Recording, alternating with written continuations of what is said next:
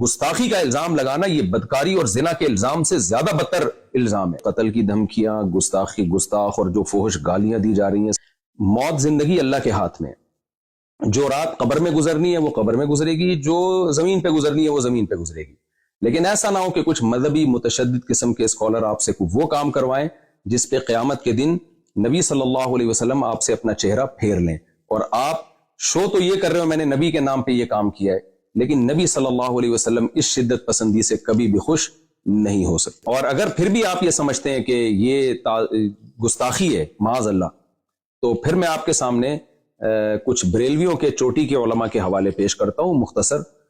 تو جو فتویٰ پھر آپ نے مجھ پہ لگایا ہے ان پہ بھی لگائیں. میں مانتا ہوں سارے بریلوی ایسا نہیں کرتے ہیں، ایک مخصوص طبقے کے مخصوص افراد ہیں جنہوں نے ایک پروپیگنڈا کھڑا کیا ہوا ہے اور سادہ لو عوام کو برگلا رہے ہیں کہ جی یہ واجب القتل ہے اور گستاخ ہے وغیرہ وغیرہ. وہ کراچی کا ایک مولوی نہیں اور طارق مجہول مردود ایک بندہ بھی غیرت مند نہیں بیٹھا جڑا اٹھ کے انہاں سر لاوے.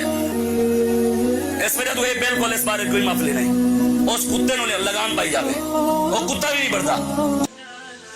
مفتی طارق مسعود کے بیانات کے لیے مفتی صاحب کے آفیشیل چینل مفتی طارق مسعود سپیچز کو سبسکرائب کریں.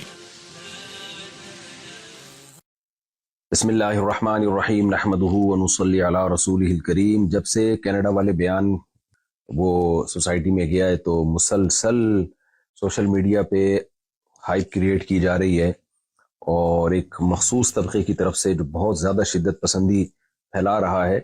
بار بار مجھے کہا جا رہا ہے کہ یہ جو معذرت آپ نے دوبارہ کی ہے یہ بھی قابل قبول نہیں ہے. اور اس طبقے کا بنیادی مقصد یہ ہے کہ میں یہ مانوں کہ میں نے گستاخی کی ہے اور پھر میں گستاخی سے معذرت کروں. جو غلطی مجھ سے ہوئی ہے اس پہ میں بار بار معذرت کر چکا ہوں. لیکن وہ طبقہ مسلسل دھمکیاں دے رہا ہے میرے واٹس ایپ پہ، قتل کی دھمکیاں، گستاخ اور جو فحش گالیاں دی جا رہی ہیں سب کے نمبر بھی میں سیو کر رہا ہوں. تو یہ سب کچھ چل رہا ہے میرے ساتھ. تو مجھے خیال ہوا کہ میں ایک علمی لحاظ سے بہرحال میں اس پہ ایک ویڈیو ریکارڈ کرواؤں، کیونکہ جو کچھ میرے مخلص لوگ ہیں، بعض لوگ، میجورٹی نے مجھے گستاخ قرار نہیں دیا الحمدللہ، میجورٹی علماء نے، بلکہ انہوں نے اس کو ایک غلطی ضرور قرار دیا، علمی غلطی، گستاخ قرار نہیں دیا. لیکن بعض ہمارے ہی بڑوں سے، بعض ہمارے ہی لوگوں نے بھی اس کو گستاخی سے تعبیر کیا اور پھر یہ کہا کہ مفتی صاحب نے جب گستاخی سے معذرت کر لی ہے تو اب ان کی جان چھوڑ دو.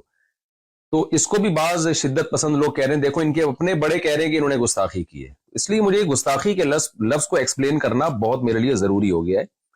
وجہ اس کی ہے کہ جو مخصوص طبقے کے کچھ لوگ ہیں جو ان کے لیڈر بہت زیادہ شدت پسندی پھیلا رہے ہیں اور اپنی عوام کو